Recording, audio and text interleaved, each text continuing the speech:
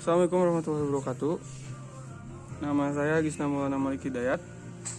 Di sini saya ingin mereview materi hukum pidana pertemuan kelima. Karena pertemuan kelima itu melanjutkan dari pertemuan keempat kemarin. Lalu jadi yang membahas mengenai cara-cara pembaruan KUHP di Indonesia. Sekarang kita akan membahas mengenai rekriminalisasi dan dekriminalisasi dan juga mitigating.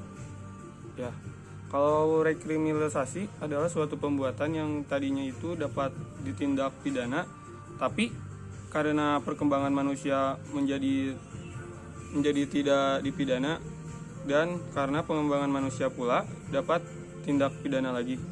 Kalau depenalisasi adalah suatu perbuatan yang tadinya perbuatan itu dapat diajukan pidana, kemudian diancam pidana, itu hilang dan masih dimungkinkan untuk diganti dengan sanksi yang lainnya. Lalu ada mitigating, itu adalah suatu proses pembaharuan yang tadinya setiap pembuatan itu dapat dikenakan sanksi hukum yang berat, tetapi sanksi hukum yang berat itu diganti menjadi sanksi yang lebih ringan. Kemudian dilanjutkan dengan metode pembaruan KUHP, ada 3, yaitu yang pertama, evolusi atau evolusionis, adalah pembaruan yang dilakukan dengan cara menyelipkan pasal-pasal baru. Ada juga yang kedua, komporis, yaitu pembaruan yang dilakukan dengan cara menambah atau menyelipkan bab baru di KUHP.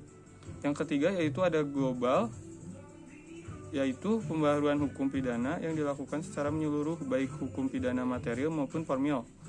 Kemudian dilanjutkan kepada bab 4, yaitu mengenai kausalitas atau hubungan sebab akibat.